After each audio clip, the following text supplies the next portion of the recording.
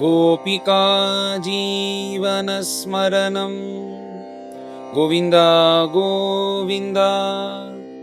सद्गुरु विठ्ठलदास महाराज की जय।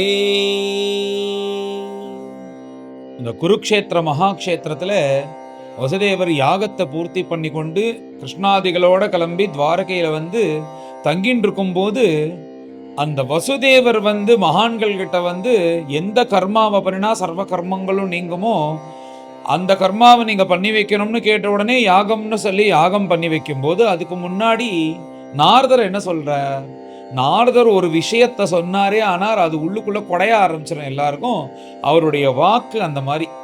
அப்ப நாரதர் என்ன சொல்றாருன்னா, இந்த கிருஷ்ணர் பலராமர் தான் வைகுண்டவாசி, அவளே உங்களுக்கு பிறந்திருக்கும் போது அவளை விட்டுட்டு இங்க மகான்கள்கிட்ட இது கரையேறதுக்குன்னு வழி வேணும்னு சொல்லிட்டு இப்படிலாம் கேட்டுன்னு வரீர்களே, ஆச்சரியமா இருக்குன்னு சொல்லிட்டு அப்ப அந்த வார்த்தையை சொன்னார். ஒன்னும் அன்னிலேருந்து வசுதேவருடைய மனசுல அந்த வார்த்தை குறைஞ்சுட்டே இருக்கான்.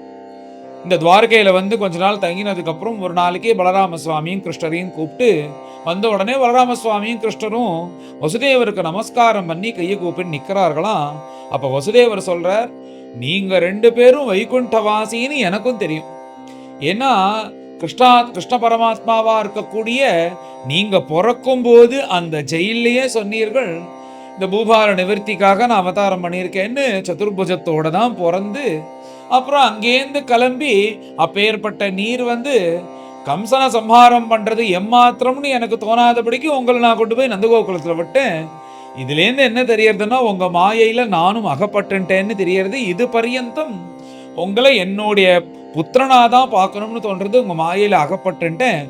அவ்வப்போது இந்த மாதிரி மகாத்மாக்களும் யாராவது பெரியோர்களும் சொல்லும் போதுதான் இந்த மாயிலையிலேருந்து விடை பெற்று நீங்க ரெண்டு பேரும் பகவான்னு ஒரு எண்ணம் உள்ள உண்டாகிறது. அப்புறம் மகான்களுடைய வாக்குனாலதான் இந்த மாதிரி எனக்கு தோன்றதுன்னு சொல்லி இப்படி வசுதேவர் அந்த கிருஷ்ணனையும் பலராம சுவாமியும் பார்த்து பேசிண்டே வர, ஜெகத்தையே சிருஷ்டி பண்ணக்கூடிய பிரபுக்களா இருக்கக்கூடிய நீங்கள் உலகத்துல இருக்கிற சராச்சரமாக அத்தனை வஸ்துவுக்கும் ஆதாரமாக நீங்க தான் இருக்கிறீர்கள். எல்லாம் உங்களுடைய சங்கல்பத்தினாலதான் இங்கேயும் அங்கேயும் செலிக்கிறது.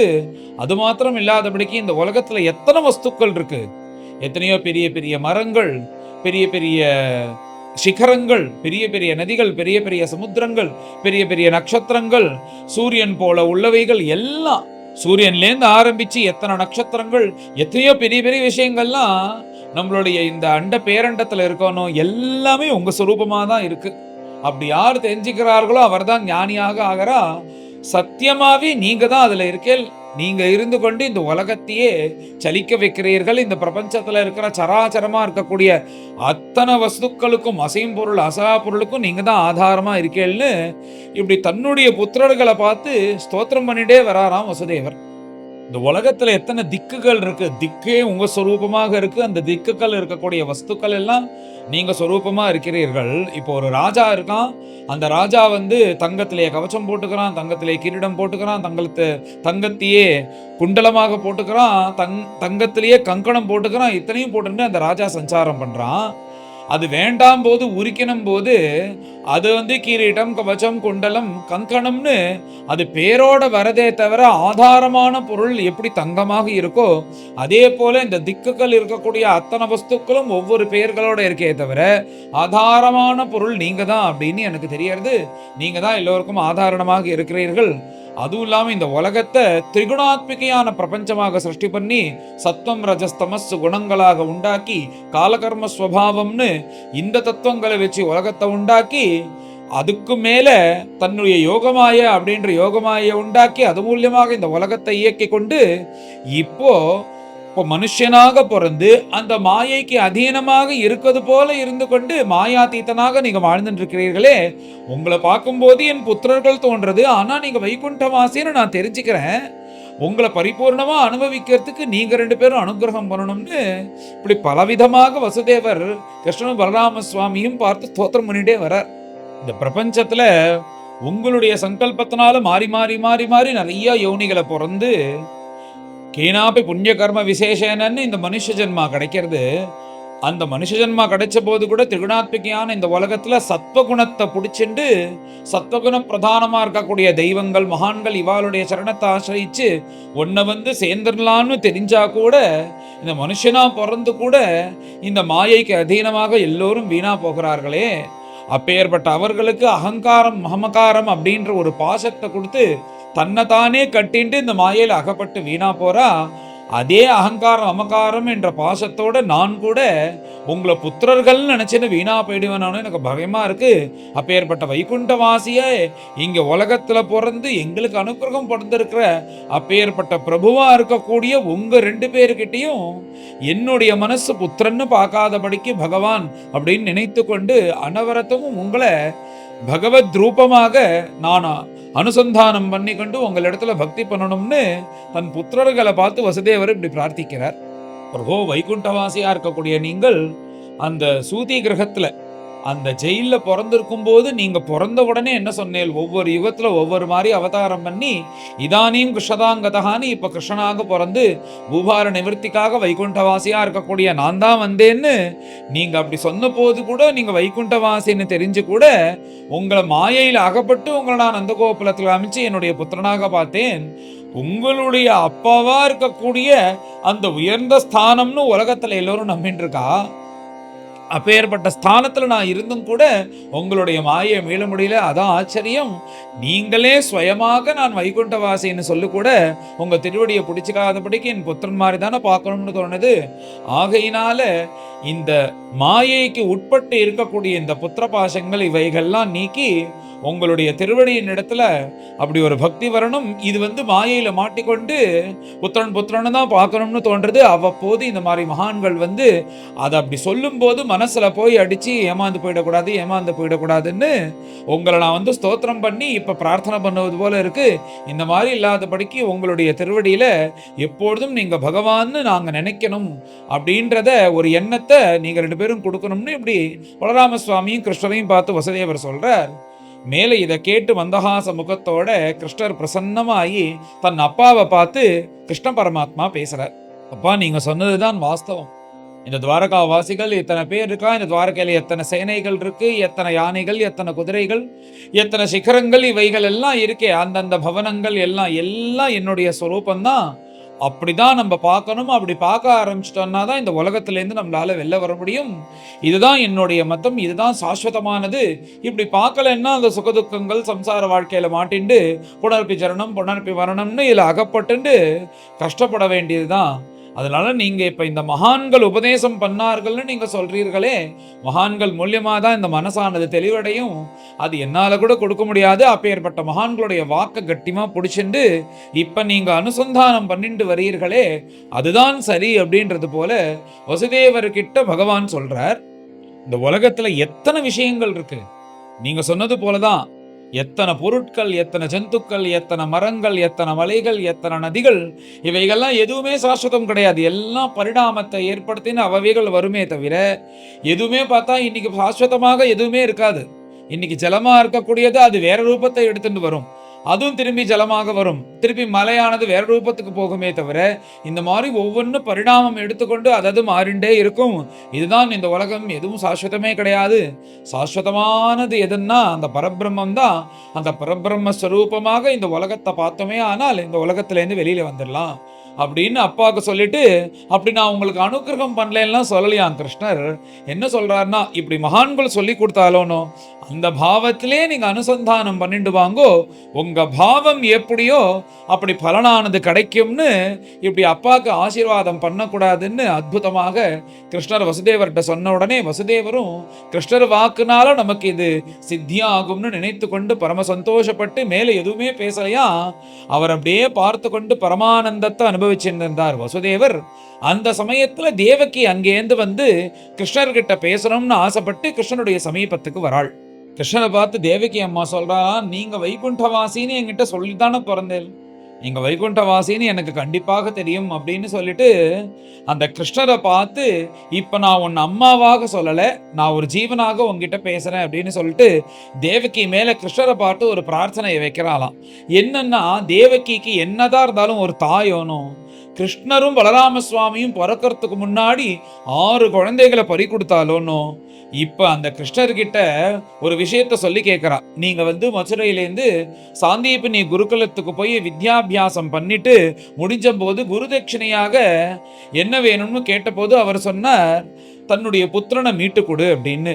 பல வருஷங்கள் முன்னாடி காலமான அந்த புத்திரனை யமபுரிக்கு போய் மீட்டு கொண்டு வந்து கொடுத்தேலோனோ, அதே மாதிரி என் புத்திரர்கள் 6 பேரும் போனார்களே, அப்படி 6 பேரையும் பறி கொடுத்தேன் கிருஷ்ணா. எனக்கு நீ வைகுண்டவாசி சர்வேஸ்வரன் தானே, எப்படி உன் குருவுக்கு நீ புத்திரனை கொண்டு வந்து கொடுத்தியோ, அதே மாதிரி என்னுடைய 6 புத்திரர்களையும் நீ எனக்கு கொண்டு கொடுத்தேன்னா நான் பரம சந்தோஷப்படுவேன். நான் இது ஒரு அம்மாவாக கேட்கல, ஒரு ஜீவன் மாதிரி நான் உங்ககிட்ட கேட்கறேன், இது நீ அனுக்கிரகம் பண்ணணும் அப்படின்னு சொல்லிட்டு கிருஷ்ணர்கிட்ட தேவகி அம்மா கேட்ட உடனே, குருவுக்கே பல வருஷங்கள் முன்னாடி இந்த மாதிரி காலமான அந்த செஷனை கொண்டு கொடுக்கும்போது தாய்க்கு கொடுக்க மாட்டாளா? முதல்ல அம்மா தான் இந்த உலகத்திலேயே உயர்ந்த வஸ்துவாக சொல்லப்பட்டது சாஸ்திரத்துல. அப்படி அம்மா கேட்கும்போது கொடுக்காமையா இருப்பார்? உடனே மேல அந்த தேவகியினுடைய மனோரசத்தை பூர்த்தி பண்ணணும் அப்படின்னு பகவான் உடனே நிச்சயித்து கொண்டு அந்த 6 குழந்தைகளும் மீட்டு கொண்டு வந்து கொடுக்கணும்னு மேல பகவான் கிளம்புறார். மேல கிருஷ்ணனோட சேர்ந்து பலராம சுவாமியும் கிளம்புறார்களாம். எங்க போறா அப்படின்னா, இந்த குருபுத்திரனை மீட்கறதுக்காக பிரபாச தீர்த்தத்துக்கு போய் அங்க சமுத்திரத்துக்கு போய் அதுக்கப்புறம் அந்த சங்கச்சூடன் மூலியமாக யமபுரிக்கு போனாலும், இங்க இந்த 6 பேர் எங்க இருக்கான்னு பகவானுக்கு தெரியுமா? கீழே சுத்தல லோகம்னு ஒரு லோகம் இருக்கே, அந்த சுத்தலத்துல தான மகாபலியை கொண்டு போய் வாமனாவதாரம் பண்ண மூர்த்தி வைகுண்ட சதிருஷமாக ஒரு அரண்மனையை கட்டி இங்க இருக்கணும்னு சொல்லி அங்க இருந்து தான் காவலா காத்துட்டு இருக்கார் வைகுண்டவாசியா இருக்கக்கூடிய பிரபு. அந்த சுத்தல லோகத்துல இந்த 6 குழந்தைகள் இருக்காலாம். அவள் அங்க போய் மீட்டு கொண்டு வரணும்னு சொல்லிட்டு பலராம சுவாமி கிருஷ்ணரும் சேர்ந்துட்டு நேரா சுத்தலோகத்துக்கு வரார்கள். சுத்தலோகத்துல வைகுண்ட சதிருஷமான அந்த அரண்மனையில மகாபலி தன்னுடைய பரிவாரங்களோட சந்தோஷமா இருந்துட்டு இருக்கார். பிரகலாத சுவாமியும் கூட இருக்கார். இப்படி கிருஷ்ணரும் பலராம சுவாமியும் வந்திருக்கா அப்படின்னு தெரிந்த உடனே எழுந்து பூர்ண கும்பத்தெல்லாம் கொடுத்து கிருஷ்ணரை அழிச்சுன்னு தன் அரண்மனைக்குள்ள அழிச்சுன்னு திரும்பவும் அந்த பலராம சுவாமிக்கும் கிருஷ்ணனுக்கும் அவளுடைய திருவடியை அலம்பக்கூடிய பாக்கியமா அந்த மகாபலிக்கு அவதாரமாக அந்த திருவடி அலம்பி புரோக்ஷனம் பண்ணக்கூடிய பாக்கியம் இந்த மகாபலி என்ன புண்ணியம் பண்ணினான்னு தெரியல. இப்படி வாமனாவதாரம் அப்புறம் கிருஷ்ணாவதாரம் பலராம சுவாமி 2 பேருக்கும் சேர்ந்து பாத பூஜை பண்ணி அப்படி பாத பூஜை பண்ணி அந்த தீர்த்தத்தை தானும் புரோக்ஷனம் பண்ணிட்டு தன் குழந்தைகளுக்கு எல்லாருக்கும் புரோக்ஷனம் பண்ணி விந்தியாவலிக்கு புரோக்ஷனம் பண்ணி அப்புறம் பிரகலாத சுவாமி இருக்காராம், அவருக்கும் புரோக்ஷனம் பண்ணி பிரகலாத சுவாமி கையை கூப்பி நின்றுட்டு இருக்கார். இப்படி எல்லோரும் பரிவாரங்களோடு அங்க இருக்கும்போது அந்த மகாபலி கிருஷ்ணரை பார்த்து சமஸ்த உபச்சாரங்கள்லாம் பண்ணி பாத பூஜை முடிஞ்சு தூப தீப நைவேத்தியங்கள்லாம் பகவானுக்கு பண்ணி பரம சந்தோஷப்பட்டு எப்பேற்பட்ட வைகுண்டவாசியா இருக்கக்கூடிய பிரபு இங்க வந்தேலேன்னு சொல்லிட்டு அவருக்கு எதேஷ்டமாக ஆபரணங்கள் தனங்கள் எல்லாத்தையும் சமர்ப்பிக்கணும்னு சொல்லி உயர்ந்த சிம்மாசனத்துல கிருஷ்ணனையும் பலராம சுவாமியும் உட்காத்தி வச்சு அத்தனையும் கொண்டு வந்து முன்னாடி வைக்கிறாராம் மகாபலி பரம பக்தி ஸ்ரத்தையோடு. இப்படி பகவானுக்கு சமஸ்த உபச்சாரங்கள் பண்ணி பலராம சுவாமியும் கிருஷ்ணனையும் பார்த்து சின்னதா ஒரு ஸ்தோத்திரம். இந்த பலராம சுவாமியை பார்த்து, பிரபு ஆதிசேஷ ஸ்வரூபமா இருக்கக்கூடிய நீங்கள் சங்கர்ஷண மூர்த்தியாக உலகத்தை எல்லாத்தையும் தலையில தாங்கி கொண்டு அப்படி சங்கர்ஷண மூர்த்தியா இருந்து இந்த பூவார நிவர்த்திக்காக இந்த பூலோகத்துல அவதாரம் பண்ணி எல்லோருக்கும் க்ஷேமத்தை கொடுக்கறதுக்காக என்னுடைய கிரகத்துக்கும் எனக்கு க்ஷேமத்தை கொடுத்தீர்களே அப்படின்னு சொல்லிட்டு பலராம சுவாமி ஸ்தோத்திரம் பண்ணி நமஸ்காரம் பண்றார். பிரபு கிருஷ்ணா, உன்னை பத்தி தெரியாதா? உலகத்தை முழுக்க உத்தாரணம் பண்றதுக்காக எல்லா அசத்துகளையும் சம்ஹாரம் பண்றதுக்காக மனுஷ ரூபத்தை எடுத்துன்னு வைகுண்டவாசியா இருக்கக்கூடிய பிரபு, எந்த பிரபு வாமன ரூபத்தை எடுத்துன்னு எனக்கு அனுகிரகம் பண்ணாரோ அப்பேற்பட்ட பிரபுவா இருக்கக்கூடிய நீங்கள் இப்ப கிருஷ்ணாவதாரம் எடுத்துன்னு இங்க எனக்கு க்ஷேமத்தை கொடுக்கிறீர்களே, பரம சந்தோஷம்னு சொல்லி அதுக்கும் மேல நான் என்ன நினைக்கிறேன்னா, உங்களை சந்தோஷப்படுத்தணும்னா நிறைய வேதம் படிச்சு ஆச்சார அனுஷ்டானத்தோட இருந்து எல்லாத்தையும் தெரிந்து கொண்டு உயர்ந்த குலத்துல பிறந்து தேவர்களா இருந்து சத்வகுணத்தோட இருந்தாதான் உங்களை சந்தோஷப்படுத்தணும்ன்றது இல்ல. நான் அசுர குலத்துல பிறந்தாலும் கூட என் மேல உங்களுக்கு ஏன் இவ்வளவு பிரியம்? எப்ப இங்க வந்தாலும் என்னை பார்க்கணும்னு வருவீர்கள், எனக்கு அனுகிரகம் பண்றீர்கள், அவதாரமாக எனக்கு அனுகிரகம் பண்ணிட்டு எனக்கு இப்படி காவல் கூட காத்து பார்த்துட்டு இருக்கேலே, இதுக்கு காரணம் என்னன்னா, நான் ஒன்று தெரிஞ்சுட்டேன், உங்களிடத்துல பக்தி பண்ணினா போதும். அந்த பக்தி இருந்தா நீங்க பக்தர்கள் எங்க இருக்காலோ அங்க ஓடி வருவர்கள்னு தெரியறது. எனக்கு எப்பேற்பட்ட பாக்கியத்தை நீங்க கொடுத்திருக்கிறீர்கள். இந்த தேவர்கள் தேவர்கள்னு உலகத்துல பெரியவர்கள்னு எல்லாரும் சொல்றார்களே, அந்த தேவர்கள் பிரம்மதேவன் பரியந்தும் எல்லோருக்கும் கிடைக்காத பாக்கியம் இந்த அசுர குலத்துல பிறந்த எனக்கு பக்தியினால உங்களால கொடுக்கப்பட்டது. அந்த பாக்கியம் இருக்கிறதுனால தானே நீங்க 2 பேரும் என் கிரகத்துக்கு வந்தீர்னு இப்படி அற்புதமாக கிருஷ்ணனும் பலராம சுவாமியும் பார்த்து மகாபலி ஸ்தோத்திரம் பண்றார். பிரபு, எனக்கு உன் திருவடியில அச்சஞ்சலமான பக்தியை கொடு, உனக்கு பிடிச்சது போல நான் வாழணும், அந்த மாதிரி ஒரு வாழ்க்கை எனக்கு நீதான் அமைச்சு கொடுக்கணும்னு இப்படி அற்புதமாக ஸ்தோத்திரம் பண்ணி முடிச்ச உடனே மேல கிருஷ்ணர் வந்து அந்த மகாபலியை பார்த்து பேச ஆரம்பிக்கிறார். நான் எந்த ஒரு காரிய நிமித்தமாக தான் நான் இங்க வந்திருக்கேன், என்ன காரியம்னு நான் சொல்றேன். எங்க அம்மாவுக்கு 6 புத்திரர்கள், நாங்க 2 பேரும் பிறக்கிறதுக்கு முன்னாடி பிறந்தார்கள். அவர்கள் யாரு அப்படின்னா, சுவாயம்புவ மன்வந்தரத்துல மரீச்சிக்கும் ஊர்னாக்கும் பிறந்தவர்கள் அந்த 6 குழந்தைகள். அவர்கள் முதல்ல நல்லவர்களாக தான் வாழ்ந்துட்டு இருந்தார்கள். பிரம்மதேவன் கிட்ட ஒரு அபச்சாரம் பட்டதுனால அவளுக்கு அசுர ஜென்மாவானது கிடைச்சது. அந்த அசுர ஜென்மால இருந்துட்டு இருக்கும்போது அவர்களே தான் வந்து ஏதோ சில காலங்கள் எனக்கு பிறக்கிறதுக்கு முன்னாடி, நான் பிறக்கிறதுக்கு முன்னாடி சில மணி நேரங்கள் இந்த பூலோகத்துல இருக்கிறது போல அவளுக்கு அந்த அசுர யோனியிலேருந்து கொஞ்சம் விடுவாயி மனுஷனுக்கா ஜென்மா எடுத்து திரும்பவும் வந்து அவர்கள் அசுரர்களாக மாறுவார்கள் அப்படின்னு சொல்லிட்டு அவளுடைய சாபமானது இருந்தது. அதே போலதான் நான் பிறக்கிறதுக்கு முன்னாடி எங்க அம்மாவுக்கு 6 புத்திரர்களாக அந்த 6 பேரும் பிறந்து ஏதோ கொஞ்ச நேரம் மாத்திரம் இந்த பூலோக வாசம் கம்சனால கொலை பண்ணப்பட்டு திரும்பவும் அவர்கள் அசுரயோனிக்கு வந்துட்டா. அந்த 6 பேர்கள் வேற யாருகளோ கிடையாது, இதோ உன் பின்னாடி இருந்துட்டு இருக்காலே இந்த பரிஷ்வங்கன் ஸ்ரமன் முதலிய இந்த 6 பேர்கள் தான் அவர்கள். உடனே அப்பதான் வந்து அந்த 6 பேருக்குமே தெரியறதான் தான் இப்படி சாபம் நிமித்தமாக இங்க இருக்கோம் அப்படின்னு. அவளுக்கே தெரியாது, இது பகவான் சொன்னார். இப்போ மேல எங்க அம்மா பிரார்த்தனை பண்ணிட்டதுனால இவர்களை நான் குழந்தையா ஆக்கி அழிச்சுன்னு போறேன். எப்படி எந்த ஒரு கோலத்துல இந்த கம்சன் சாகடிச்சானோ அதே மாதிரி கொண்டு வந்து எங்க அம்மாட்ட கொடுக்க போறேன். அப்புறம் அவர்கள் அம்மா கூட இருந்து திரும்பவும் வந்து ஸ்வஸ்தானத்துக்கு போப்பாரா. என்னை பார்த்து என்னுடைய ஸ்பர்ஷத்தினால அவளுக்கு சாப நிமித்தமும் ஆக போறது. இந்த கதைகள்லாம் மகாபலிட்ட சொல்லி, ஆகையினால உன் கூட இருக்கக்கூடிய இந்த 6 பேரையும் என் கூட நீ அனுப்பி வைக்கணும் அப்படின்னு உடனே மகாபலி நமஸ்காரம் பண்ணி, பரம சந்தோஷம், நீங்க என்கிட்ட கேட்கணும், நீங்க தாராளமா அழைச்சுன்னு போலாம் அப்படின்னு மகாபலி அந்த 6 பேரையும் கிருஷ்ணர் கையில ஒப்படைத்தார். உடனே கிருஷ்ணரும் பரம சந்தோஷமாக அந்த 6 பேரையும் அங்க அசுரர்களா இருந்தாலும் தேவகியினுடைய சின்ன குழந்தைகளாக மாத்தி கொண்டு போய் தன் அம்மாட்ட கொண்டு போய் நிறுத்துறாராம்.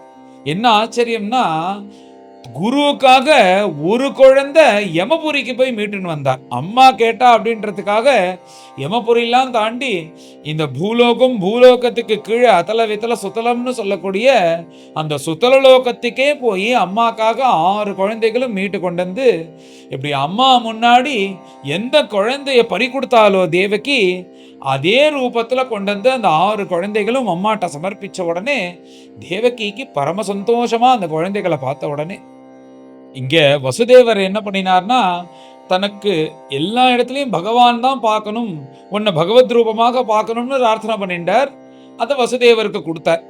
இங்க தேவகி வந்து தன் குழந்தைகள் வேணும் பிரார்த்தனை பண்ணிட்டதுனால அதை கொடுக்குறாராம். அதனால யார் எது பிரார்த்தனை பண்ணிக்கிறாளோ அதை கொடுப்பார். எதை பிரார்த்தனை பண்ணணும்னு நம்மள்கிட்ட தான் இருக்கு. அதனால நாம சரியாக எது சாஸ்வதமோ அதை பிரார்த்தனை பண்ணணும்.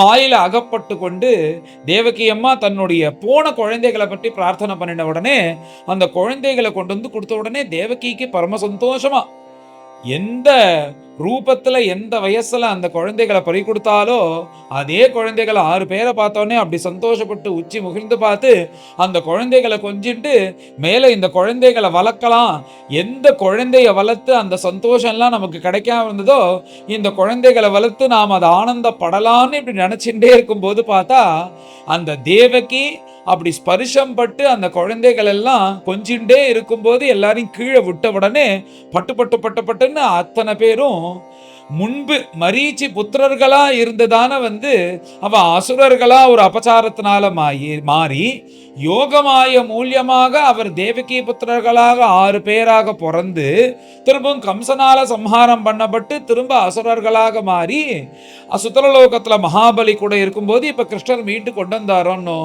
இப்ப எந்த அபச்சாரத்தினால அவளுக்கு சாபம் வந்ததோ கிருஷ்ணனுடைய ஸ்பர்சத்தினாலையும் கிருஷ்ணனுடைய தரிசனத்தினாலையும் அந்த சாபமானது நீங்கி சாபம் வரத்துக்கு முன்னாடி உள்ள அந்த மரீச்சி புத்திரர்களாக 6 பேர் மாறிட்டா. பட்டு பட்டு பட்டு பட்டுன்னு மாறிட்டா. பார்த்த உடனே தேவகிக்கு ஆச்சரியமா இருக்கு, என்னது இது, குழந்தைகளா வந்தா திடீர்னு இப்படி ஆயிட்டாளேன்னு.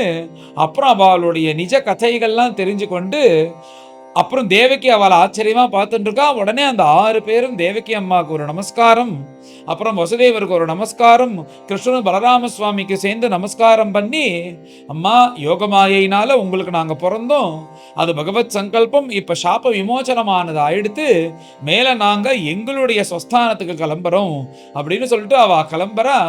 அப்படி விடை பெற்று கொண்டு கிளம்பும்போது தேவகி வியர்ந்து போறாளாம் கிருஷ்ணனுடைய மாயையை கண்டு. என்ன நடக்கிறது பாரு, மீட்டு கொண்டு வந்தா மீட்டு கொடுத்தான், சாப விமோச்சனமான கிருஷ்ணனாலே ஆகி அவ கிளம்பிட்டாளேன்னு சொல்லிட்டு அந்த தேவகி அம்மாவே கொஞ்சம் மோகிச்சு போயிட்டாலாம் கிருஷ்ணனுடைய மாயையில. இவ்வாறு அந்த 6 பேரும் விடை பெற்று கொண்டு கிளம்பினோடனே தேவகி இப்பதான் தான் சாதாரணமா ஆகி அந்த கிருஷ்ணனை பலராம சுவாமியும் கட்டி கொண்டு நீங்க தான் சாஸ்வதம்னு நான் தெரிஞ்சுட்டேன் அப்படின்னு சொல்லிட்டு அந்த மாயையிலேருந்து விடுபட்டு கொண்டு தேவகி அம்மா கிருஷ்ணனை பலராம சுவாமி புத்திரவாத்சலத்தோட கட்டிக்கிறா அப்படின்னு இந்த சரித்திரத்தை பிரம்மனிஷ்டால் சொல்லிட்டு, என்ன லீலைகள் பாத்தியா கிருஷ்ணர் பண்ணியிருக்கார், எத்தனை இருக்கு பாத்தியா, இந்த மாதிரி அனந்தமான லீலைகள் இருக்குப்பா. நமக்கு இருக்கக்கூடிய இந்த 7 நாள் அவகாசத்துல எனக்கு என்னென்னலாம் தோன்றதோ, பகவான் என்னென்னலாம் பண்ணினாரோ அதை உன் கூட இந்த பிரவச்சனமாக உன் கூட பகிர்ந்துக்கிறதுக்குள்ள பாக்கியம் அந்த கிருஷ்ணனுடைய அனந்தமான லீலைகளை முழுக்க சொல்லணும்னாலும் சாத்தியமில்லை. அப்பேற்பட்ட பிரபுவனுடைய பிரபாவத்தை யாராலையும் முழுக்க தெரிஞ்சுக்கவும் முடியாது, சொல்லவும் முடியாது.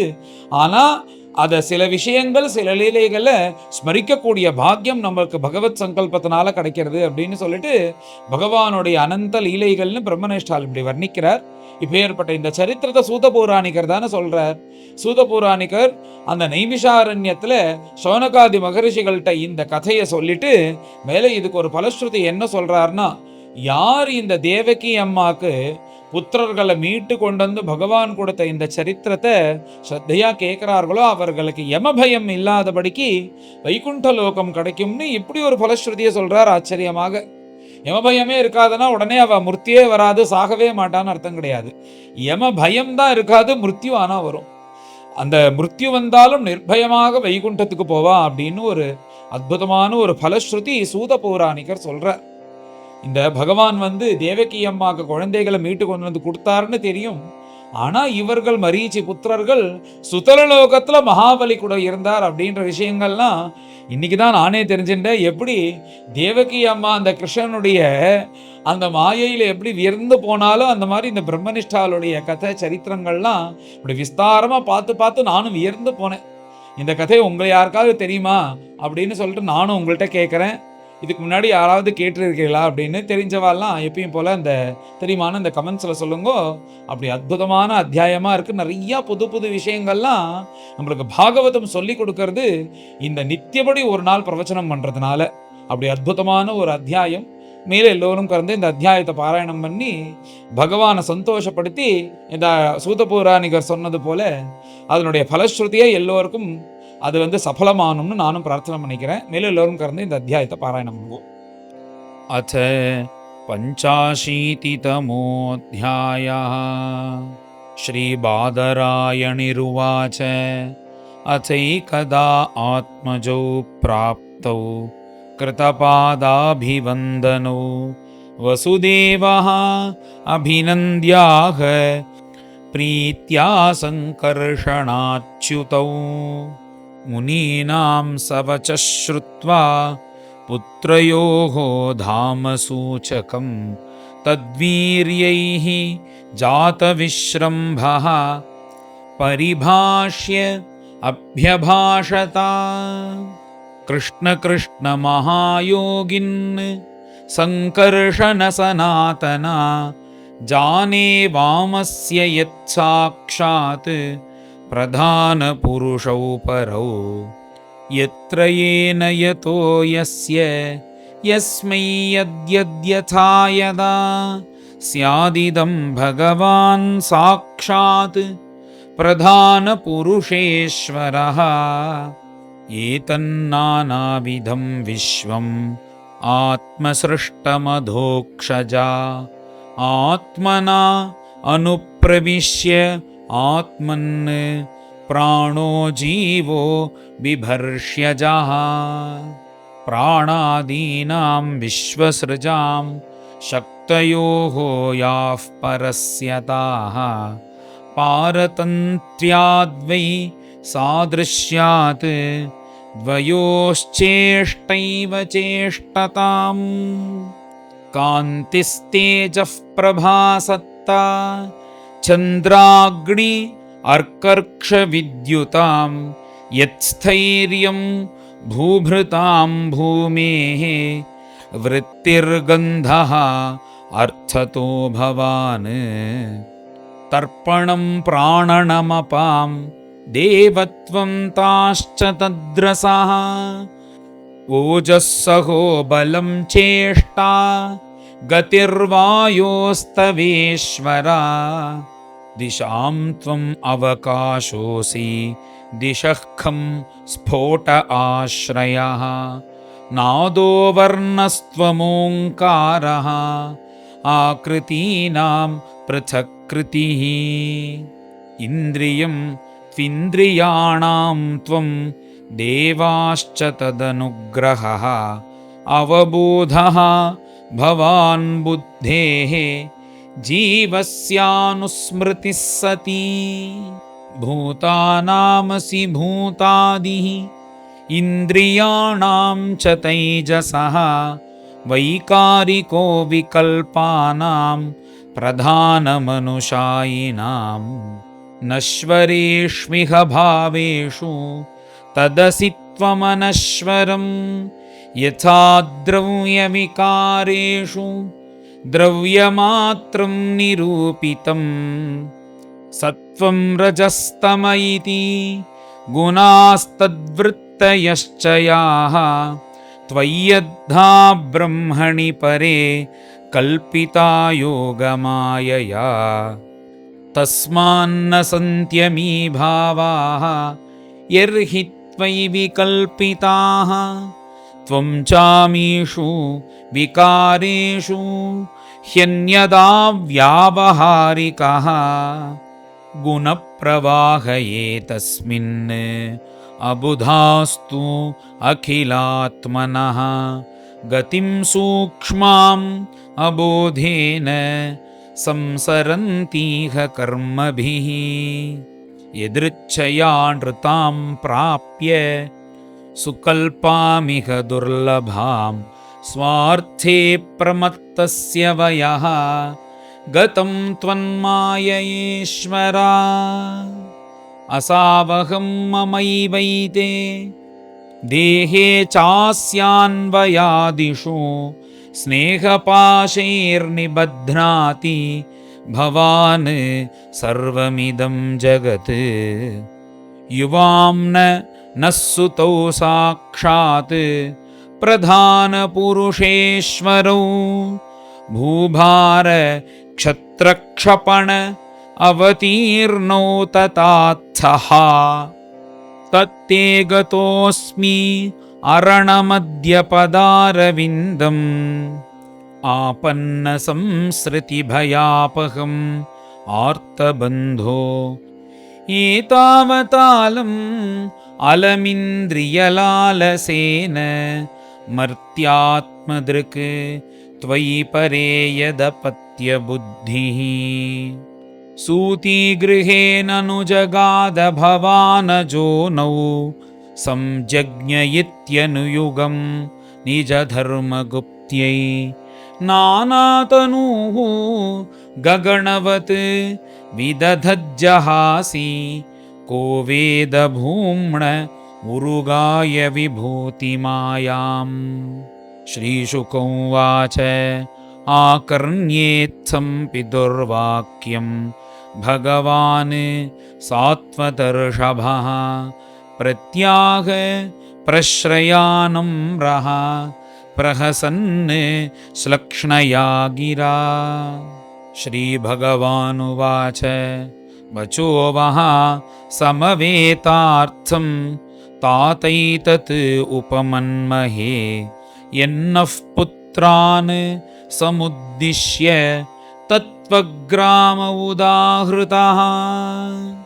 अहं यूयमसौ आर्य इमे च द्वारकौकसः सर्वेऽप्येवं यदुश्रेष्ठा विमृश्याः सचराचरम्। आत्मा ह्येकः स्वयं ज्योतिः नित्योऽन्यः निर्गुणो गुणैः आत्मसृष्टैः तत्कृतेषु भूतेषु बहुधेयते। खं वायुः ज्योतिरापो भूः तत्कृतेषु यथाशयम् आविस्तिरो अल्पभूर्येकः नानात्वं याति असावपि। श्रीशुक उवाच एवं भगवता राजन् वसुदेवोदाहृतं श्रुत्वा विनष्टनानाधीः तूष्णीं प्रीतमना अभूत्। अथ तत्र कुरुश्रेष्ठा देवकी सर्वदेवता श्रुत्वा नीतं गुरोः पुत्रम् आत्मजाभ्यां सुविस्मिता। कृष्णरामौ समाश्राव्य पुत्रान् कंसविहिंसितान् स्मरन्ती कृपणं प्राह वैक्लव्यात् अश्रुलोचना। देवक्युवाच राम राम अप्रमेयात्मन् कृष्णयोगेश्वरेश्वरा वेदाहं त्वां विश्वसृजाम् ईश्वरौ आदिपूरुषौ कालविध्वस्तसत्त्वानां राज्ञामुच्छास्त्रवर्तिनां भूमेः भारायमाणानाम् अवतीर्णौ किलाद्य मे। यस्यांशांश अंशभागेन विश्वोत्पत्तिलयोदयाः भवन्ति किल विश्वात्मन् तं त्वाद्याहं गतिं गता। चिरान् मृतसुतादानि गुरुणा कालचोदितौ आनिन्यथुः पितृस्थानात् गुरवे गुरुदक्षिणाम्। तथा मे कुरुतं कामं युवां योगेश्वरेश्वरो भोजराजहतान् पुत्रान् कामये द्रष्टुमाहृतान्। ऋषिरुवाच एवं संचोदितौ मात्रा रामः कृष्णश्च भारत सुतलं संविविशतुः योगमायाम् उपाश्रितौ। तस्मिन् प्रविष्टौ उपलभ्य दैत्यराट् विश्वात्मदैवं सुतरां तथात्मनः। तद्दर्शनाह्लाद परिप्लुताशयः सद्यः समुत्थाय ननाम सान्वयः। तयोः समानीय वरासनं मुदा निविष्टयोस्तत्र महात्मनोस्तयोः। दधार पादौ अवनिज्य तज्जलं सवृन्द आब्रह्म पुनद्यदम्बुहा। समर्हयामास सतौ विभूतिभिः महार्हवस्त्राभरणानुलेपनैः ताम्बूलदीपामृत भक्षणादिभिः स्वगोत्रवित्तात्मसमर्पणेन च। स इन्द्रसेनो भगवत्पदाम्बुजं बिभ्रन्मुहुः प्रेमविभिन्नया धिया उवाच आनन्दजलाकुलेक्षणः प्रहृष्टरोमा नृपगद्गदाक्षरम् बलिरुवाच नमोऽनन्ताय बृहदे नमः कृष्णाय वेधसे साङ्ख्ययोगवितानाय ब्रह्मणे परमात्मने दर्शनं वां हि भूतानां दुष्प्रापं चापि अदुर्लभं रजस्तमस्वभावानां यन्नः प्राप्तो यदृच्छया दैत्यदानवगन्धर्वाः सिद्ध्यविद्याध्रचारणाः यक्षरक्षः पिशाचाश्च भूतप्रमथनायकाः विशुद्धसत्त्वधाम्यद्धा त्वयि शास्त्रशरीरिणि नित्यं निबद्धवैरास्ते वयं चान्ये च तादृशाः केचनोद्बद्धवैरेण भक्त्या केचन कामतः न तथा सत्त्वसंरब्धाः सन्निकृष्टाः सुरादयः इदम् इत्थमिति प्रायः तव योगेश्वरेश्वरा न विदन्त्यपि योगेशाः योगमायां कुतो वयम् तन्नः प्रसीद निरपेक्षविमृग्ययुष्मत् पादारविन्दधिषणान्यः गृहान्धकूपाद् निष्क्रम्य विश्वशरणाङ्घ्री उपलब्धवृत्तिः शान्तो यथैक उत सर्वसखैश्चरामि शाध्यस्मान्नीशितौ येषा निष्पापान् कुरु नः प्रभो पुमान् यत् श्रद्धया तिष्ठन् चोदनाया विमुच्यते। श्रीभगवानुवाच आसन्मरीचेषत्पुत्राः ऊर्णायां प्रथमे अन्तरे देवाः कं जहसुर्वीक्ष्य सुतां यभितुमुद्यतम् तेनासुरीम् अगन् योनिम् अधुना वद्य कर्मणा हिरण्यकशिपोर्जाता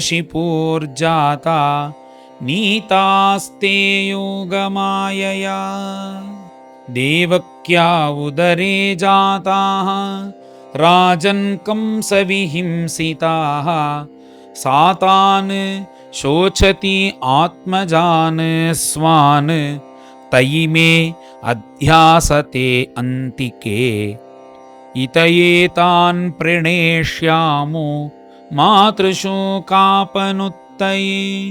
ततः शापात् विनिर्मुक्ताः लोकं यास्यन्ति विज्वराः स्मरोद्गीतः परिष्वङ्गः पतङ्गः क्षुद्रभृत् घृणी षडिमे मत्प्रसादेन पुनर्यास्यन्ति सद्गतिम् इत्युक्त्वा तान् समादाय इन्द्रसेनेन पूजितौ पुनर्द्वारवतीं येत्य मातुः पुत्रान् अयच्छताम् तान् दृष्ट्वा बालकान् देवी पुत्रस्नेहस्नुतस्तनी परिष्वज्य अङ्कमारोप्य मूर्ध्नि अजिघ्रत् अभीक्ष्णशः अपाययत् स्तनं प्रीता सुतस्पर्शपरिप्लुता मोहिता मायया विष्णोः यया सृष्टिः प्रवर्तते पीत्वामृतं पयस्तस्याः पीतशेषं गदाभृतः नारायण अङ्गसंस्पर्श प्रतिलब्धात्मदर्शनाः ते नमस्कृत्य गोविन्दं देवकीं पितरं बलं मिषतां सर्वभूतानां ययुर्धामदिवौकसाम् तं दृष्ट्वा देवकी देवी मृतागमननिर्गमं मेने सुविस्मिता मायां कृष्णस्य रचितां नृपा एवं विधानि अद्भुतानि कृष्णस्य परमात्मनः वीर्याणि अनन्तवीर्यस्य सन्ति अनन्तानि भारत। सूत उवाच यैदमनुशृणोति श्रावयेद्वा मुरारेः चरितममृतकीर्तेः वर्णितं व्यासपुत्रैः जगदगभित् अलं तद्भक्तसत्कर्णपूरं भगवति कृतचित्तो याति तत्क्षेमधाम। श्रीहरये नमः। श्रीहरये नमः। इति श्रीमद्भागवते महापुराणे पारमहंस्यां संहितायां दशमस्कन्धे उत्तरार्धे मृताग्रज आनयनं नाम पञ्चाशीतितमोऽध्यायः। गोपिका जीवनस्मरणं गोविन्द गोविन्द। सद्गुरु विठ्ठलदास महाराज की जय।